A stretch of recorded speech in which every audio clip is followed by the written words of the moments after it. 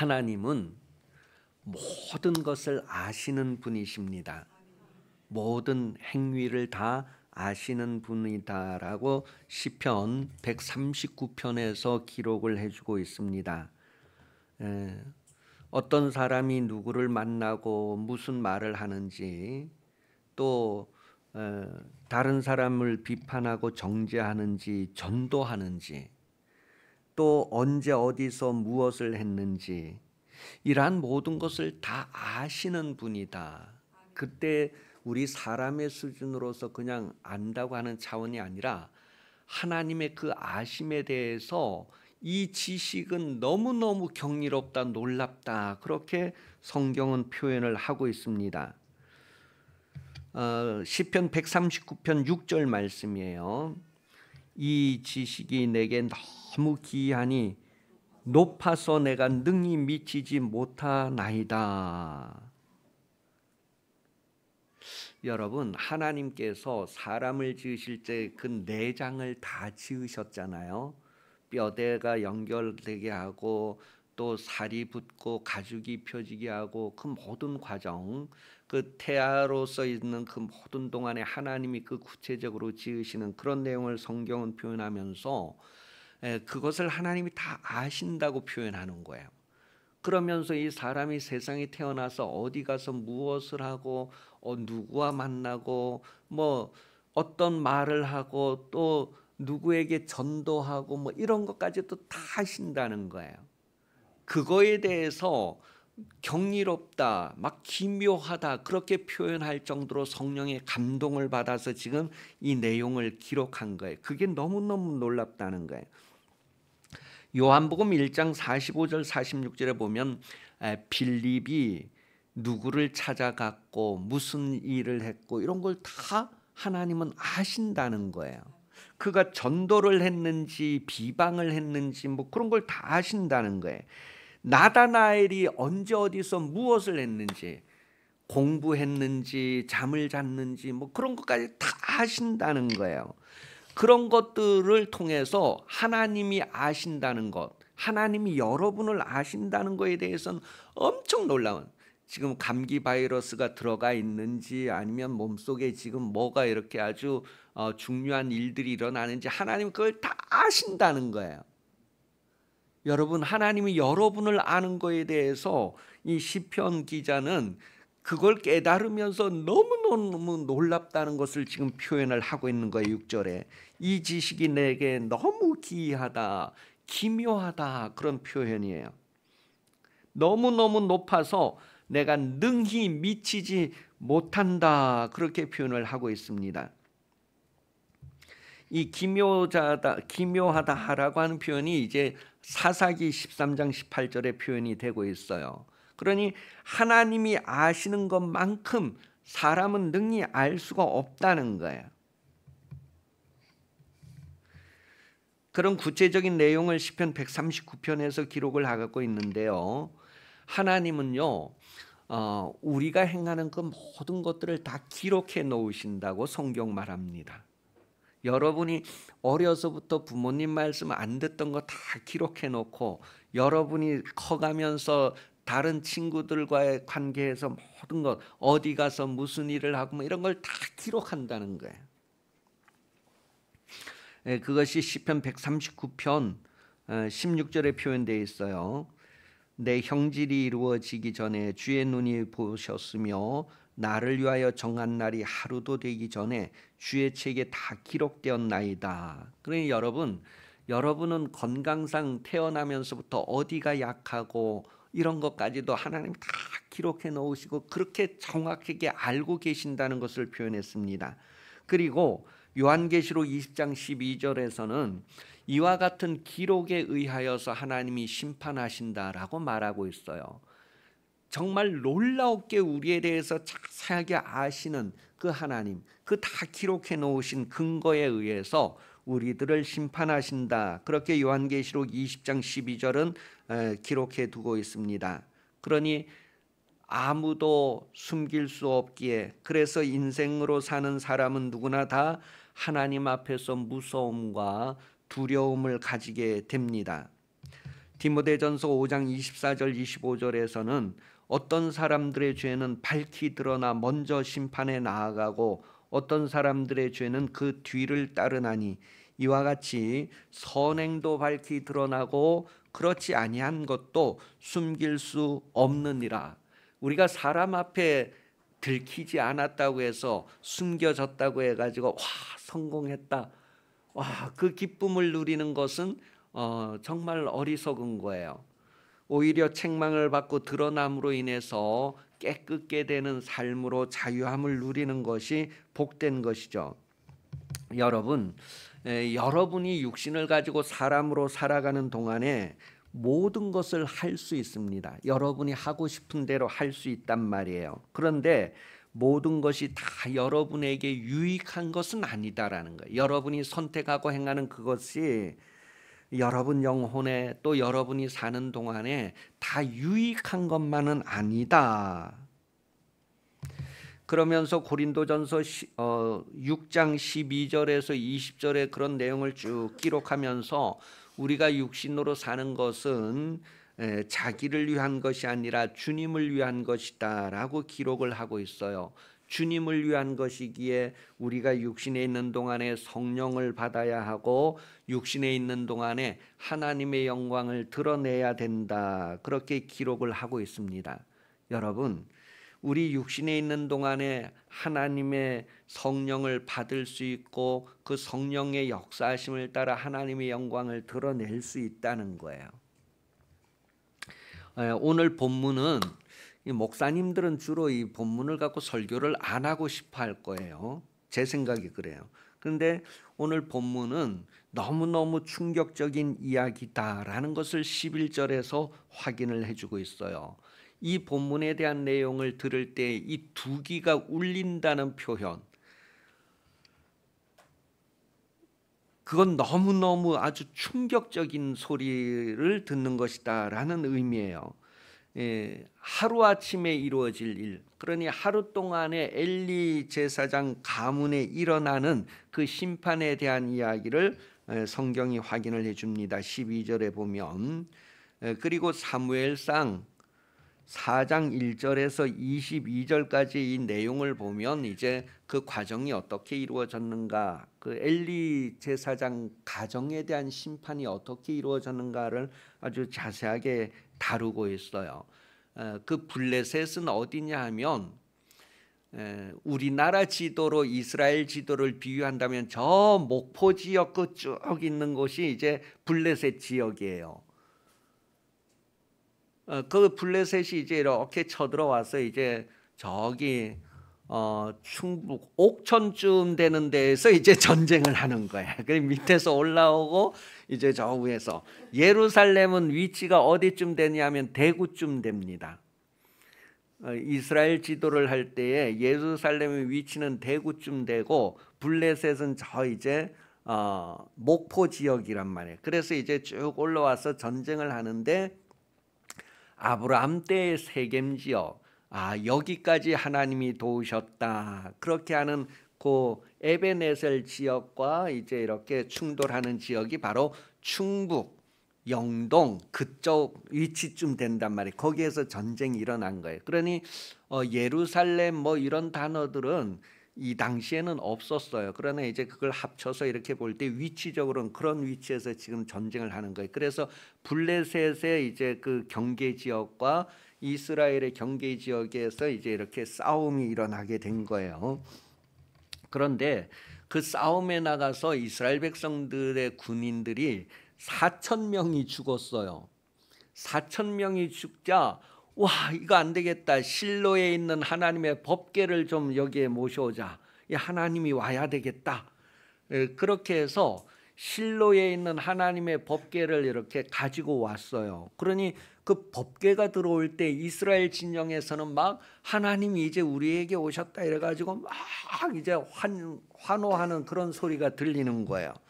그러니까 저 블레셋에서 듣기를, 와, 저거는 이제 저들이 섬기는 신이 왔는데 그 신은 애굽에서 여러 가지 재앙을 일으키고 애굽에서 그들을 구원해낸 신이다. 와, 이제는 우리가 화로다.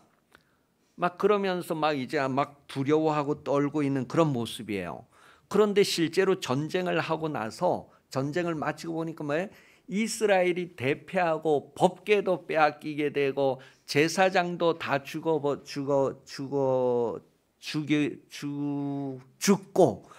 그렇게 블레셋이 대승을 하고 이스라엘이 대패를 하는 그런 상황이 이제 사무엘상 4장에 이렇게 잘 표현이 되어져 있습니다.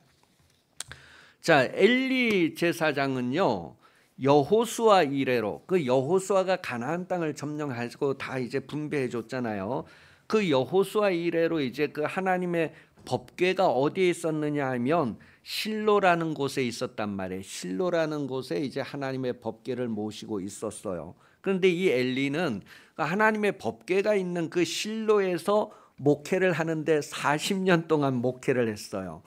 야, 그래서 이스라엘의 신앙의 중심지가 되는 이 실로, 법궤가 있는 그곳에서 40년 동안 목회했다.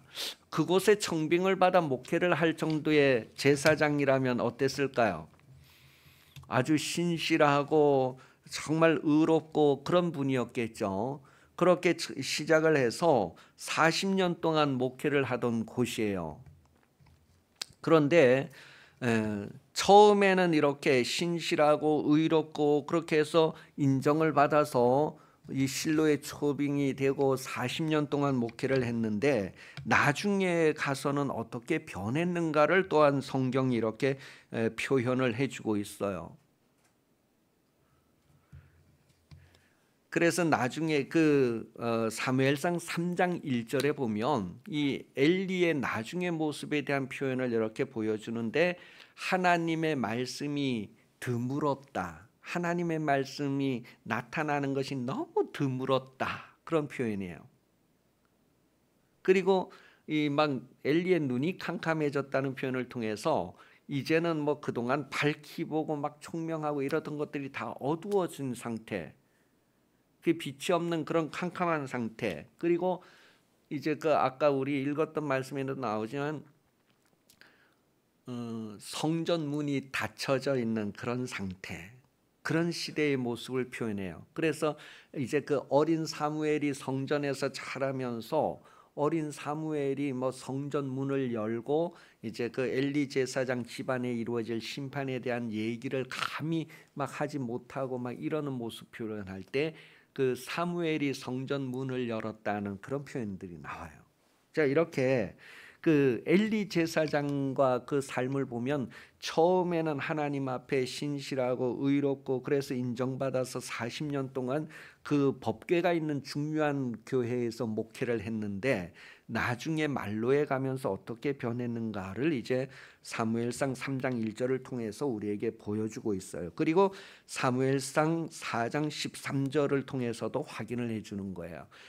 본래 이 제사장의 자리가 어디 있냐면 성전 입구에 있단 말이에요. 그 성전 입구에 제사장의 자리가 있어서 거기서 직무를 보고 뭐 다 하는데 나중에는 이 자리가 저 길가로 옮겨진 상황을 설명을 해주고 있어요. 그런 가운데 이렇게 많은 변화가 있었다. 그러면서 이제 그 엘리 제사장이 98세가 되어서 당하는 일을 사무엘상 4장 15절에서 확인을 해주고 있습니다. 여러분, 하나님은 처음과 나중이 같으신 분이, 동일하신 분이. 그런데 사람은 처음과 나중이 많이 달라질 수 있어요. 성령으로 시작을 했다가 육체로 마칠 수 있다는 거예요. 그런 모습을 통해서 또 그 결과에 대해서 엘리 제사장 가문을 통하여 우리에게 소개를 해주는데, 여러분, 엘리 제사장 했을 때 그 제사장은 직무가 있어요. 그러니까 제사장의 직무, 목회자가 된다고 하는 것은 어떤 의미가 있는가 했을 때 두 가지 중요한 일을 담당하는데요. 성소에 대한 죄를 담당한다. 그렇게 표현을 하고 있어요. 민수기 18장 1절 확인해 보겠습니다.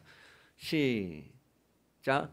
여호와께서 아론에게 이르시되 너와 내 아들들과 내 조상의 가문은 성소에 대한 죄를 함께 담당할 것이요 너와 내 아들들은 너희 제사장 직분에 대한 죄를 함께 여러분 제사장이 된다는 건 목회자가 된다는 거의 의미 속에는 성소에 대한 죄를 담당한다는 의미가 있어요. 그리고 제사장 직분에 대한 죄를 담당한다는 의미가 있어요. 여러분 저를 볼 때에 저에게 이제 그 성소에 대한 죄를 담당한다는 것이 여러분이 느껴야 되는 게 성소에 대한 죄라고 하는 이 말이 나온 그 배경이 뭐냐면 왜 이스라엘 백성들이 하나님의 말씀대로 살지 않는 그 모든 죄의 상황을 표현하는 거예요. 다시 구체적으로 표현하면 아간과 같은 사람. 아간이 뭐 한 사람이에요? 막 그 금덩어리 훔치고 좋은 옷 2벌 훔치고 뭐 그런 거 있잖아요. 그죠? 그 전쟁에서 모든 거 다 아말렉과의 싸움에서 다 짐승까지도 다 죽이라고 했는데 그 짐승들 중에선 좋은 것 구별하고 막 그 금덩어리 은덩어리 딱 챙기고 또 옷도 그 당시엔 옷이 너무너무 중요했는데 옷도 딱 챙기고 뭐 그런 거예요. 그러니 다시 말하면 하나님의 말씀대로 순종하지 않는 그런 모든 죄까지 포함하는 것이 성소에 대한 죄라고 하는 건데, 이 하나님 앞에서 이제 하나님과 관계에서 죄 짓는 그 모든 죄를 얘기해요. 백성들이 하나님과의 관계에서 죄 짓는 그 모든 죄를 누가 담당한다고요? 제사장이 담당하는 거예요. 그러니까 지금 오늘날 성도들이 세상 살아가면서 하나님 말씀대로 살지 않는 그런 모든 것, 그걸 한 단어로 얘기하면 예배 실패하는 거예요. 하나님 앞에서 예배 실패하는 그 모든 것, 예를 들어서 하나님을 모든 주인으로 인정해야 되는데 그렇지 인정하지 않는 것, 그 도적질하고 속이고 막 이러는 것, 그 하나님의 은혜를 헛되이 받고 감사하지 않는 이런 모든 것, 그런 것들이 다 포함되는 거예요. 그런 죄를 담당하는 것이 제사장이었다는 거예요. 히브리서 13장 17절 한번 보세요. 히브리서 13장 17절에 보면 너희를 인도하는 자, 다시 말하면 제사장, 목회자와 좋은 것을 함께 해라. 왜냐하면 그들은 너희가 청산해야 할 것을 자신이 대신 청산해야 할 자로 여기고 그 일을 감당하고 있는 자다 해서 지금 이 제사장의 의미에서 성소에 대한 죄를 담당하고 있는 그런 모습을 표현을 해주고 있어요. 그 예수님께서 여러분들의 모든 죄를 대신 담당해서 십자가에 죽으신 것처럼 제사장이 그 일의 모형을 이미 가지고 있었다는 거고, 오늘 목회자가 된다는 것, 오늘 이제 제사장 직무를 한다는 것은 그런 의미라는 거예요. 그러니 여러분이 어디 가서 죄 지을 때에 아무도 모르고 다 숨겨졌다 할지라도 하나님은 그걸 아시고 다 기록하고 계십니다. 그리고 그것으로 인해서 목회자가 그 짐을 담당하고 목회자가 하나님 앞에 여러분을 대신해서 울고 여러분을 대신해서 막 회개하고 하는 것들을 성경은 표현하는 거예요. 그게 뭐냐면 여러분이 회개할 기회, 회개할 시간을 하나님 앞에 구하는 것이 목회자예요. 사람마다 각각 자기가 죄 지으면 자기가 심판을 받게 됩니다. 그러나 그 심판에 대해서 정말 받지 않도록 하기 위해서 회개하기를 구하는 것, 그게 제사장이에요. 그게 목회자란 말이에요. 그러니 여러분 죄 짓고 성공했다고 해서 기뻐하고 즐거워할 것이 아니라 그 짐을 주님이 담당해서 죽으셨던 것처럼 오늘날 목회자를 목회자에게 여러분을 맡기셔서 목회자가 그것을 담당하고 있다는 것을 기억하시기를 바라요. 그러니 여러분 목회자를 볼 때마다 항상 자기의 삶을 바라보는 것이고 아주 예민하게 반응을 할 수 있어야 돼요. 목회자의 얼굴이 어떤가 하는 것들을 통해서 나로 인하여서 지금 저 짐을 지고 있구나 하는 것들을 느낄 수 있다는 거예요. 그 다음에 두 번째는 제사장의 직분에 대한 죄를 담당해야 된다, 그렇게 표현을 하고 있어요. 이 제사장의 직분에 대한 죄 했을 때 제사장으로서 어떻게 제사해야 된다고 하는 것을 이제 율법에 다 규정했잖아요. 그런 거에 대해서 이제 잘못되는 죄를 말하는 거예요. 오늘 본문에서는 이제 엘리 제사장과 그 홈리와 비느하스에 대한 이야기가 이제 여기에 포함되는 거예요. 제사장의 직분에 대한 죄를 담당하게 되네. 그래서 민수기 18장 1절 이하에 보면 이제 그러한 내용을 쭉 표현을 해주고 있는데, 레위인들은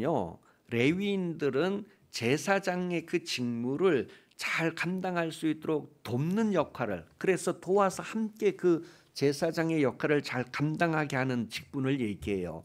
이것은 오늘날 교회의 직분자들을 표현할 수도 있지만, 직분자 외에도 모든 성도가 다 목회자와 한 마디마디가 다 연결되고 한 몸을 이루어서 하나님을 예배하는 그 직분에 대한 모든 죄를 담당하는 것을 표현을 합니다.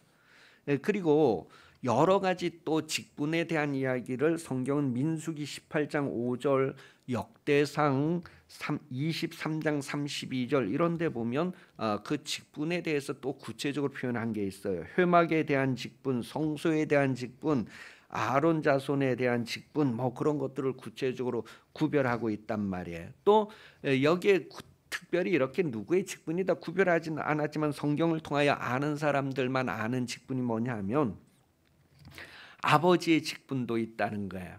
여러분, 아버지 되시는 분들, 그 아버지의 직무가 있는데 그게 뭐냐면 율법을 알게 하고 하나님을 경외하게 하는 그 직무가 아버지들에게 있다는 것을 아는 사람만 그 직무를 감당하고, 모르는 사람들은 감당하지도 않고 그냥 넘어가겠죠. 그래서 아버지의 직무는 자식들에게 부지런히 가르치는데 마땅히 행할 길을 가르치는 거야. 하나님을 섬겨야 할 것을 가르치는 거야. 매를 대서라도 가르쳐야 된다고 하는 것들을 아버지의 직무로서 성경은 기록해 두고 있고, 그것을 아는 사람은 그 직무를 감당합니다.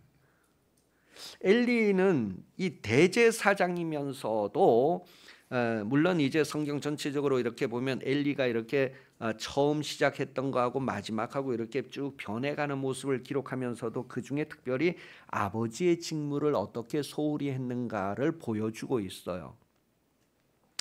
아버지의 직무를 소홀히 하여서 하나님의 심판이 내려지는 가정의 모습을 우리에게 보여주고 있습니다.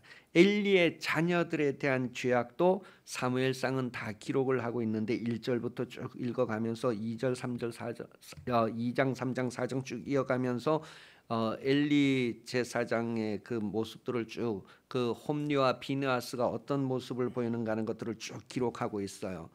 정리하면 하나님 앞에 예배에 실패했다는 거예요. 하나님을 무시하고 업신여기고 가벼이 했다는 거예요. 그 죄가 제사장의 직무를 잘못한 거죠. 그런 것들을 쭉 성경은 기록을 하고 있습니다. 예배 실패한 거에 대한 죄가 얼마나 큰가 하는 것을 우리에게 보여주고 있어요. 그래서 사무엘상 2장 29절에서 36절에 보면 엘리 제사장 가문에 내려질 그 저주에 대한 이야기들을 쭉 기록을 하고 있는데, 그 제사장 직무가 끊어진대요. 본래 아론과 그 아들들에게부터 약속되어진 제사장의 직무는 영원한 직무입니다. 여러분이 하나님을 섬겨야 하는 직무도 영원한 직무예요. 이 세상에서 섬길 뿐만 아니라 영원히 하나님 나라에 가서도 영광의 찬송을 부르는 그런 섬김의 직분인데, 그 영원한 직분이 끊어진다. 그 말 속에는 천국 못 간다는 의미도 포함되어지고요. 실제로 이 세상에서 이제 제사장 가문이 끝나고 그 다음부터 사독 계열의 제사장 가문이 새로 세워져서 그 사독 계열의 제사장, 그래서 이제 신약의 사두개인들까지 나오는 그 사독 계열의 제사장 가문이 새롭게 세워지는 것을 성경은 말하고 있습니다. 여러분, 우리가 하나님을 섬기는 직분은 이 가벼운 직분이 아니라는 거예요. 영원한 직분이라는 거예요. 그 엘리 제사장 가문에 대한 이런 이제 심판의 내용이 구체적으로 그 직분이 끊어진다는 것, 그리고 노인이 없는 가문, 젊어서 다 자손들이 죽게 되는 것, 그리고 그뿐만 아니라 그 자손들이 이제는 구걸하는 생활을 하게 되는 것, 그런 것들을 사무엘상 2장 29절에서 36절에 다 표현을 해주고 있어요. 그리고 이 가문에 내려진 그 일들이 다 이루어졌다는 것, 제사장 가문도 끊어졌다는 것, 열왕기상 2장 27절을 통해서 표현을 해주고 있습니다. 그래서 이제 이 엘리 제사장 가문의 그 맨 마지막 아비아달 제사장이 끊어지고, 그러니까 이 아비아달 제사장이 끊어지고 바로 이제 사독으로 이제 제사장이 넘어가서 그 사독의 아들들이 제사장 직무를 맡게 되는 이야기가 확인을 해주고 있죠. 여러분, 그 아버지의 직무가 있다면 아들의 직무도 있겠죠. 자녀의 직무. 자녀의 직무하면 뭘까요? 아들들만 대답해요. 아들들에 대한 직무. 다시 말해 딸들은 딸들에 대한 직무가 뭘까? 부모에 대해서 이 자녀들의 직무를 성경은 뭐라고 얘기할까요? 공경하고, 부모를 공경하고 순종하는 것입니다. 부모를 공경하고 순종해서 복을 받는 거예요. 그런데 그 직무를 잘 감당하지 않으면 복을 못 받는 거가 되겠죠. 여러분, 우리가 하나님께 받은 것은 영원한 것입니다. 그런데 그 영원한 것을 그냥 육신적인 것으로 한순간에 끝나는 거로, 한때 끝나는 것으로 그렇게 바꾸지 않도록 해야 된다는 것을 이 엘리 제사장 가문을 통하여, 또한 구체적인 그런 모습을 통하여 확인을 하는 구절을 민수기 25장 13절을 통하여서 우리가 확인을 할 수가 있어요. 그리고 열왕기상 2장 35절을 통해서. 그러니 여러분, 영원한 것을 그냥 한때의 것으로 바꾸어버리는, 영적인 것을 육신적인 것으로 바꾸어버리는 그런 삶을 우리가 쉽게 살아갈 수 있는데, 그런 것들을 회개해야 할 것을 성경 말합니다. 오늘 본문에서 중요한 내용이 있지만 여러분, 그 사무엘을 통하여 엘리 제사장 가문의 심판 내릴 것을 지금 알려주고 있는 거예요. 이것을 알려준다는 것은 뭐냐 하면 회개할 수 있는 기회를 준다는 거예요. 지금 너희가 이러이러한 죄 때문에 이렇게 될 것이다. 그걸 미리 알려주는 것은 회개할 기회를 주는 거예요. 그게 하나님의 은혜란 말이에요. 그러니 그 회개할 기회를 통해서도, 회개할 기회가 하루 동안 주어진다면, 하루 동안에 회개하지 않는다면 하나님의 심판의 계획이 그대로 진행되는 거예요.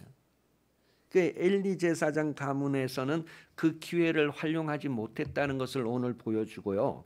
하루아침에 그 홈리와 비느하스가 전쟁에 나가서 하루아침에 그냥 그 전쟁에서 그날 죽습니다. 형제가 둘 다. 원래 법궤는 막 이렇게 나가고 들어가고 하는 게 아닌데, 엘리 제사장이 실로에서 법궤를 지키고 있었는데 이 아들들이 전쟁에 나갔다가 4,000명이 죽고 뭐 이러니까 급하게 막 법궤를 가져가고 뭐 이러는 행동을 하는 거예요.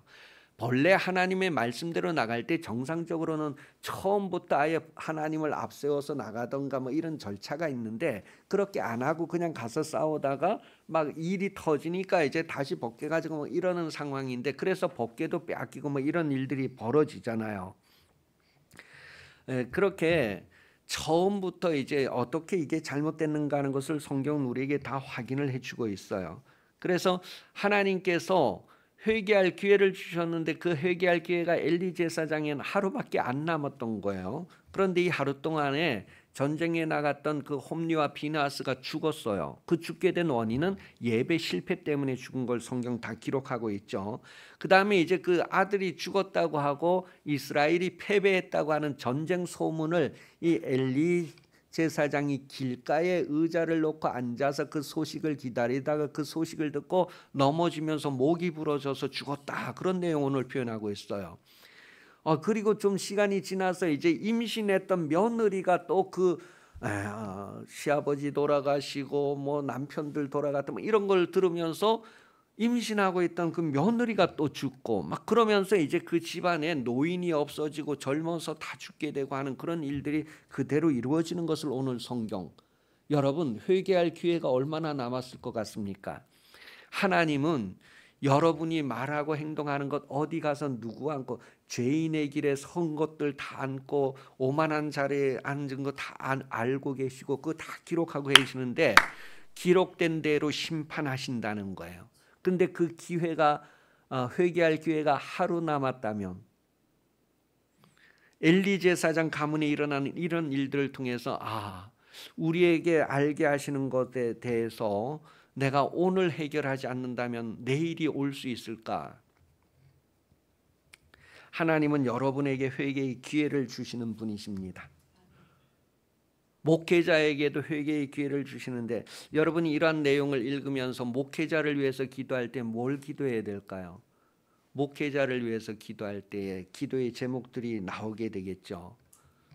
제사장 직무를 잘 감당하고 또 백성들의 그 죄를 담당하는 직무를 잘 감당할 수 있도록 힘들고 어려워도 포기하지 않고 그 길을 갈 수 있도록, 그리고 이렇게 성령으로 시작했다가 육체로 마치지 않도록, 영원한 것으로 시작했다가 한순간의 것들로 맞춰지지 않도록 자기 자리를 지키도록, 본래 제사장이 성문 그 앞에 있으면서 자기 자리에서 해야 할 일들이 있다면 이 40년 동안 엘리에 대한 표현을 할 때에요, 그에겐 선지자의 직무도 있었고 제사장의 직무도 있었다는 것을 표현해 줘요. 그러니 여러분, 하나님의 말씀을 나타내는 그런 일들에 있어서 직무를 다할 수 있도록 기도하는 게 얼마나 필요할까요? 목회자가 이렇게 하면 백성들도 전쟁이 나가 실패하고 군인도 다 죽고 다 죽는 거예요. 그건 다 실패하는 그 결과에 나타나지만 목회자의 죄 때문에 성도가 죽는 게 아니고 목회자의 죄로 인하여서 목회자가 타락함으로 말미암아 성도들도 그런 죄 짓는 생활을 하게 된다는 거예요.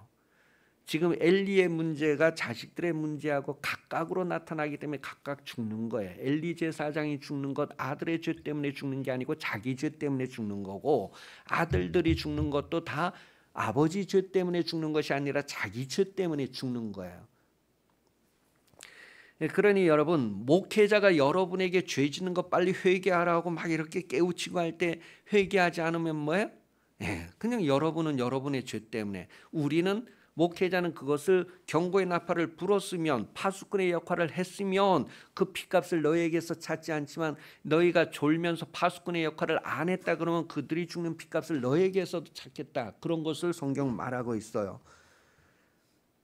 그러니 여러분, 엘리 제사장의 가운데 있는 일들이 우리 가정에 일어나는 일들이라고 생각해 보세요. 여러분도 다 예배자로서 하나님 앞에 예배자의 직분과 부모의 직분과 또 세상에 대한 직분과 여러 가지 직분을 갖고 있는데, 그것을 소홀히 했을 때 나타나는 것.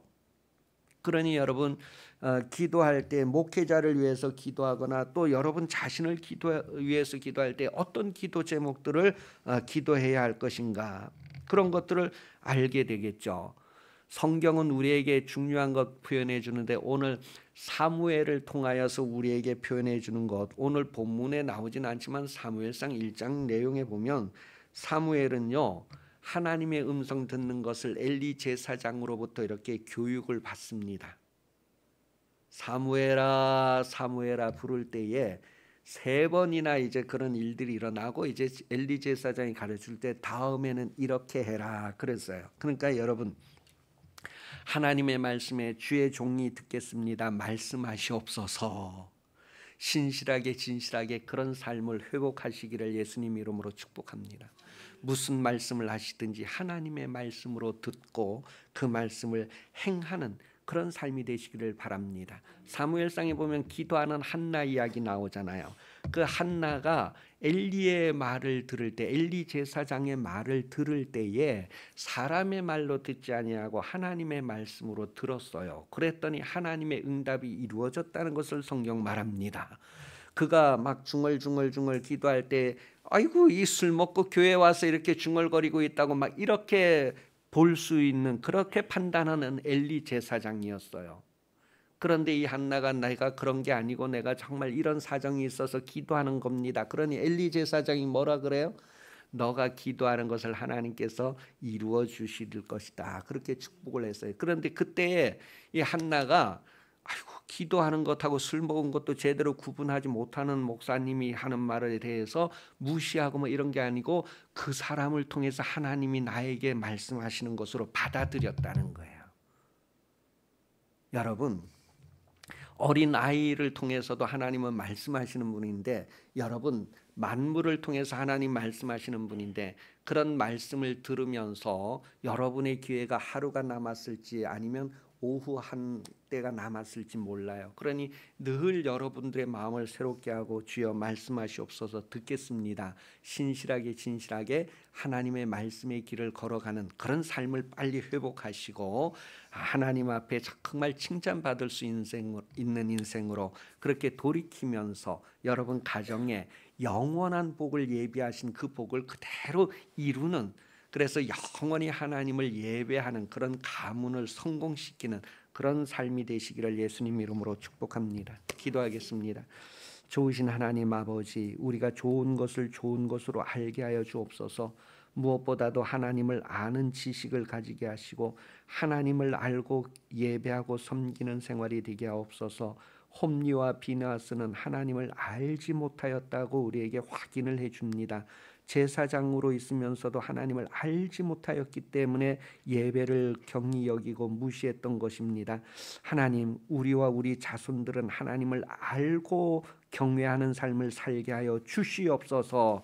다시 오실 예수 그리스도 은혜 베풀어 주시며 하나님 아버지 사랑하심 성령 도우시는 은총이 주일 오전 예배 참석하여 머리 숙인 성도들 위해 자손대대로 영원까지 함께 하시기를 간절히 축원하옵나이다. 아멘.